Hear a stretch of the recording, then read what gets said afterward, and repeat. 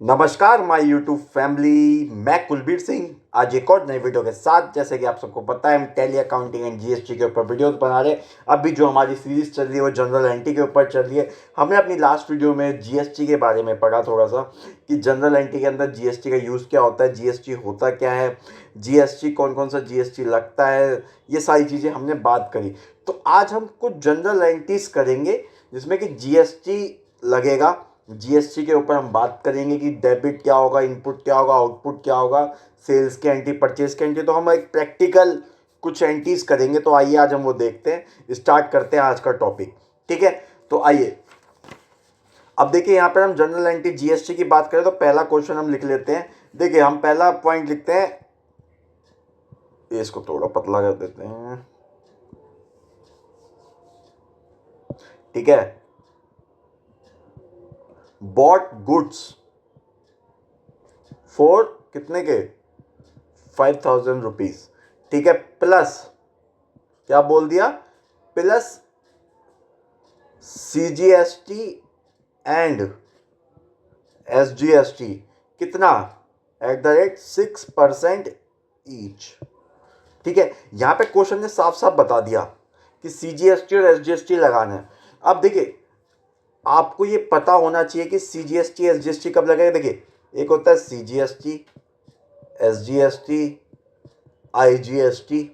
ठीक है, ये हम चलते हैं। अब आपको ये पता होना चाहिए कि कब सीजीएसटी एसजीएसटी लगता है। देखिए जब टैक्स लगेगा तो ये दोनों पार्ट एक साथ लगेंगे, मान ली, और ये सिंगल लगता है। ठीक है, अगर मान लीजिए ये सिंगल है तो ये पूरा 18% लगेगा। ठीक है, और अगर 18% में टैक्स लगा तो 9% ये लगेगा, 9% ये। ऐसा नहीं है कि ये 18 हो जाएगा, 18 टोटल टैक्स जितना होगा उसको ये डिवाइड कर देगा। और अगर जहाँ पे आईजीएसटी लगेगा तो वहाँ सिर्फ आईजीएसटी लगेगा, वहाँ ये चीज़ नहीं। जहाँ पे सीजीएसटी लगेगा तो वहाँ एसजीएसटी भी लगेगा, और जहाँ पे आईजीएसटी लग रहा है वहाँ पे सीजीएसटी और एसजीएसटी नहीं लगेगा। अब बताइए भाई, सीजीएसटी एसजीएसटी कब लगता है, आईजीएसटी कब लगता है। अब देखिए आप दिल्ली में सप्लायर हैं, आप दिल्ली में रजिस्टर्ड है मान लीजिए। ठीक है, आप दिल्ली में रजिस्टर्ड है तो, और आपकी जो सप्लाई है वो दिल्ली के अंदर ही है, वो आप दिल्ली में किसी को सेल कर रहे हो। तो जब सेम स्टेट की सप्लाई होती है, सेम स्टेट में आप सप्लाई कर रहे हैं, आप रजिस्टर्ड भी दिल्ली के अंदर है जीएसटी में, और आप सप्लाई भी दिल्ली के अंदर कर रहे हैं, तब क्या यूज़ होता है, सीजीएसटी एंड एसजीएसटी। समझे बात। जब आप सेम स्टेट में सप्लाई कर रहे हैं तो जब लगता है सीजीएसटी, सेंट्रल एंड स्टेट। जब सीजीएसटी और एसजीएसटी लगे, सी मतलब सेंट्रल, एस मतलब स्टेट, सीजीएसटी टैक्स और एसजीएसटी टैक्स ये लगेगा आपका। लेकिन जब आप अदर स्टेट में सप्लाई करते हैं, ठीक है, तो क्या लगेगा, IGST, integrated tax.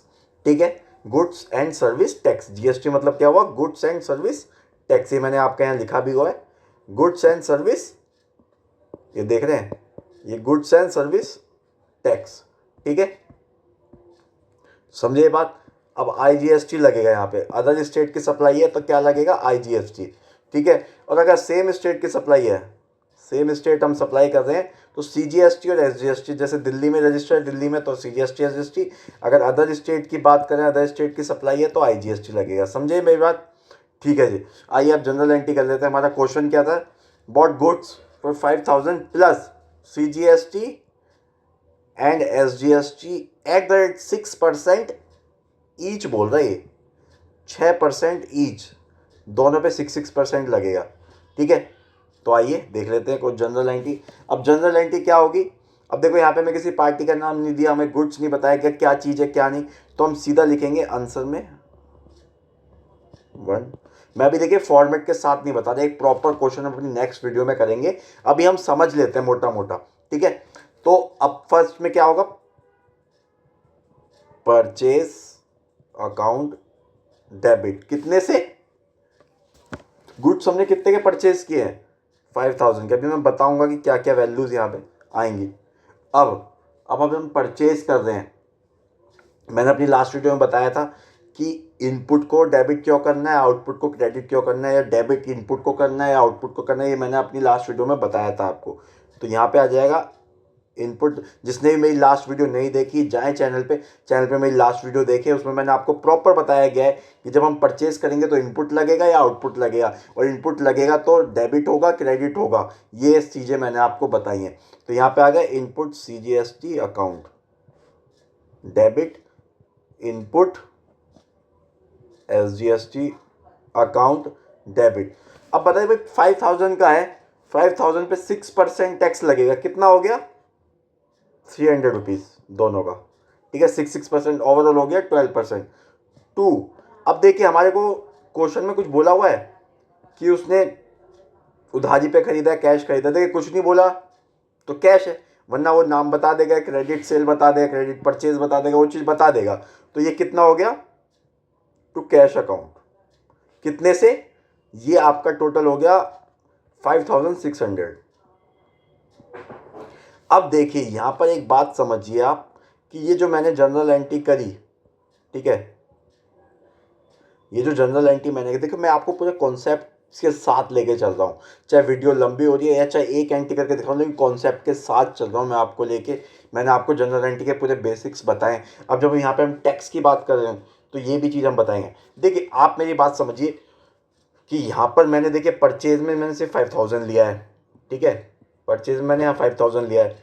Input CGST में मैंने 300 रुपये अलग दिखाए हैं, SGST में ये अलग दिखाए हैं, लेकिन यहाँ पर मैंने पूरे के पूरे 5600 रुपये कर दिए। अब आप मेरी एक बात समझिए, जिसको भी इसमें इशू आ रहा होगा मैं समझ पा रहा हूँ कि जब आप मार्केट से कुछ परचेज करते हैं तो जो टैक्स का अमाउंट होता है वो किसको दे के आते हैं,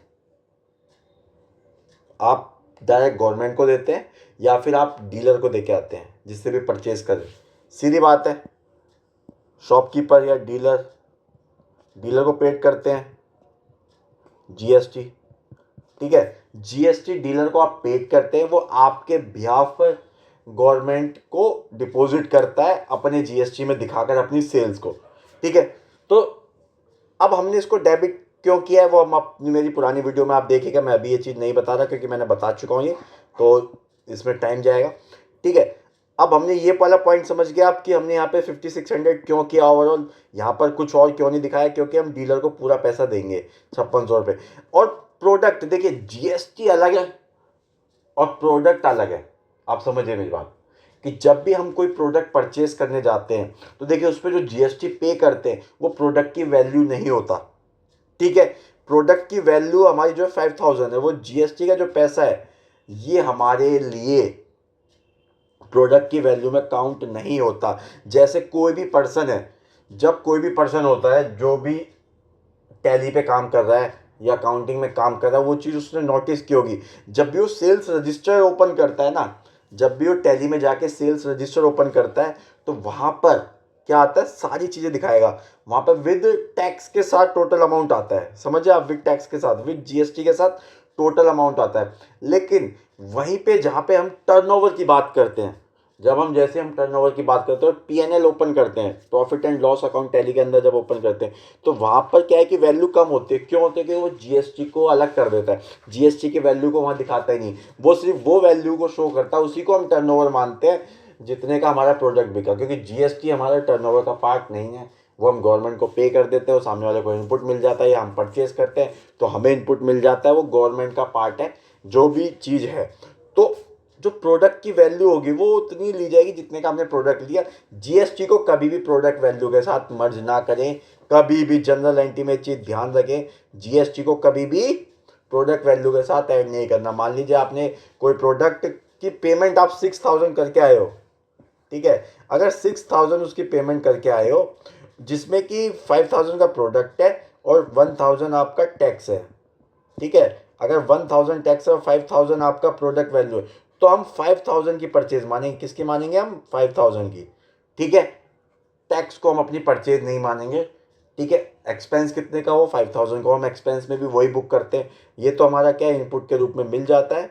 तो ये चीज़ है, अगर हम GST में रजिस्टर्ड नहीं होते तब वो डिपेंड करता है कि हम टैक्स को कैसे इम्प्लीमेंट करेंगे, कैसे हम उसको अपनी बुक्स में शो कर रहे हैं, ठीक है, समझे मेरी बात, ठीक है जी। ये पहली एंट्री होगी। अब दूसरी एंट्री अगर कि हम बात करें, देखिए अब यहाँ पे क्या बोल रहा है, सेकंड एंट्री, यहाँ पे आपको समझ में आएगा, परचेज गुड्स फ्रॉम, किससे, राकेश से,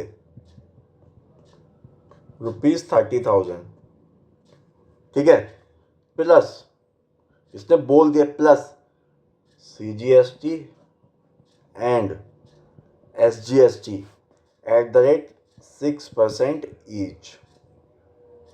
अब देखिए पहले वाले क्वेश्चन में कुछ बोला नहीं था, ठीक है, पहले वाले क्वेश्चन में कुछ नहीं बोला था कि भाई कितने का है, क्या है, कि कौन सा कैश है, क्रेडिट है, लेकिन देखिए यहाँ पर उसने साफ साफ बोल दिया। ये बात आप समझिएगा कि यहाँ पर उसने कैश ना बोल के नाम लिया है।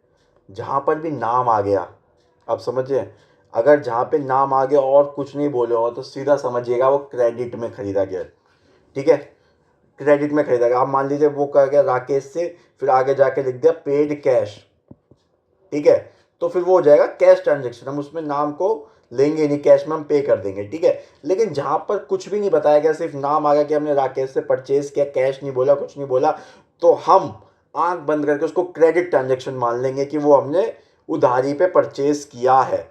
एंटी देखो सेम होगी, ये भी एंटी लिख देते हैं यहाँ पे हम, आंसर परचेज अकाउंट डेबिट कितने से, 30,000 से, ठीक है। यहाँ पे same input CGST account debit, input SG account debit, कितने से करेंगे हम, 6% है तो 1800 टू, यहाँ पे अब कैश नहीं आएगा, टू आएगा राकेश अकाउंट, कितने से हो गया 30,000, ये 18 3600 हो गया, तो 33,600, ठीक है, कितने से हो गया 33,600। उसके साथ नरेशन आप लिखेंगे being goods purchased from Rakesh CGST and SGST payable @ 6% each. एक बात आपको ध्यान रखें, देखिए मैं आपको एंटीज में अभी स्टार्टिंग में बता रहा हूँ कि मैं यहाँ पे नरेशन डाल रहा हूँ, ठीक है, आगे आगे क्वेश्चन में करेंगे तो हम जब क्वेश्चंस करेंगे तो चीज़ों को हम नरेशंस को हर जगह लिखेंगे नहीं, शॉर्ट में लेकिन लिख देंगे। लेकिन जब आप पेपर में बैठे हैं, कोई भी एग्ज़ाम आप दे रहे हैं, जनरल एंटी का क्वेश्चन है, तो नरेशन, ये जो नरेशन है ना, ये जो नरेशन है ये बहुत इंपॉर्टेंट है। आप हर जनरल एंटी में, कोई भी जनरल एंटी आप करते तो नरेशन लिखना बहुत ज़रूरी है। एग्ज़ाम पॉइंट ऑफ व्यू से कहीं ना कहीं नंबर्स पे इम्पैक्ट डालती है। जनरल एंटी में आप नरेशन नहीं डालते तो उस पर आपका नंबर का इम्पैक्ट ज़रूर पड़ेगा।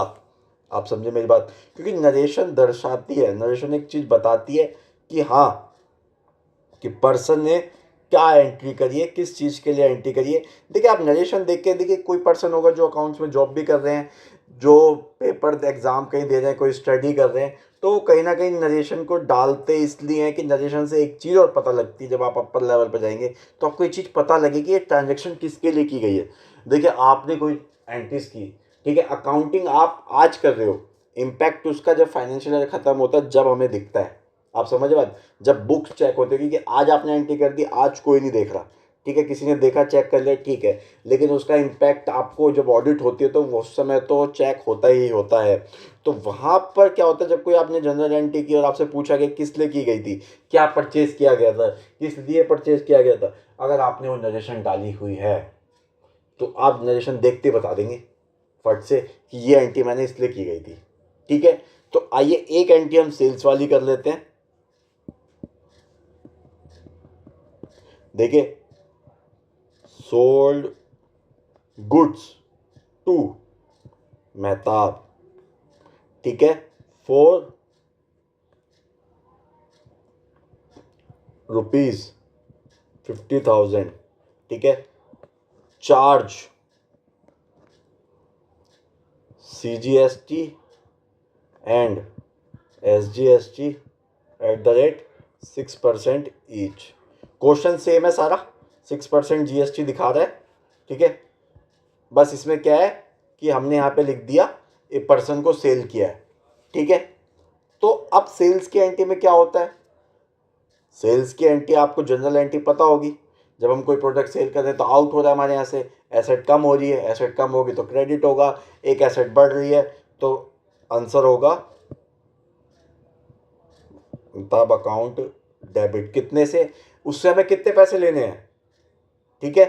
अब देखिए 50,000 का तो स्टॉक है, 6% उस पर हो गया तो 3,000 6,000 हो गया तो 56,000 टू सेल, ठीक है, to sale account, to output CGST account, to output SGST account, ठीक है। कितने से, ये हो गया 50,000 से, ये हो गया 3,000 से, ये हो गया 3,000 से।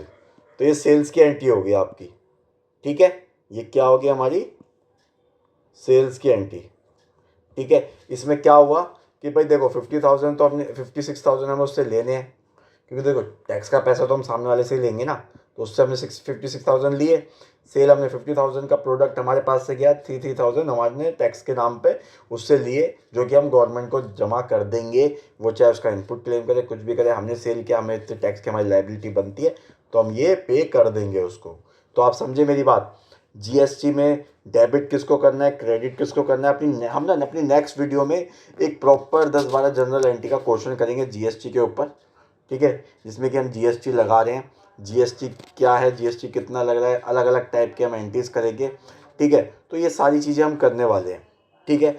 तो अगर आपको आज की वीडियो अच्छी लगी, समझ में आई अच्छे से, तो चैनल पे जाएं, चैनल को सब्सक्राइब करें, वीडियो को लाइक करें, शेयर करना ना भूलें। साथ के साथ हमें कमेंट करें कि आपको वीडियोस कैसी लग रही हैं, कमेंट ज़रूर करें।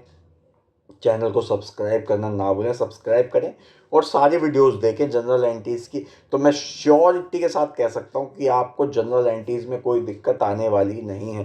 अगर आपका बेसिक पॉइंट क्लियर है तो आपको जनरल एंट्रीज़ में कोई भी दिक्कत नहीं आएगी। तो आज के लिए इतना ही। थैंक यू एंड धन्यवाद।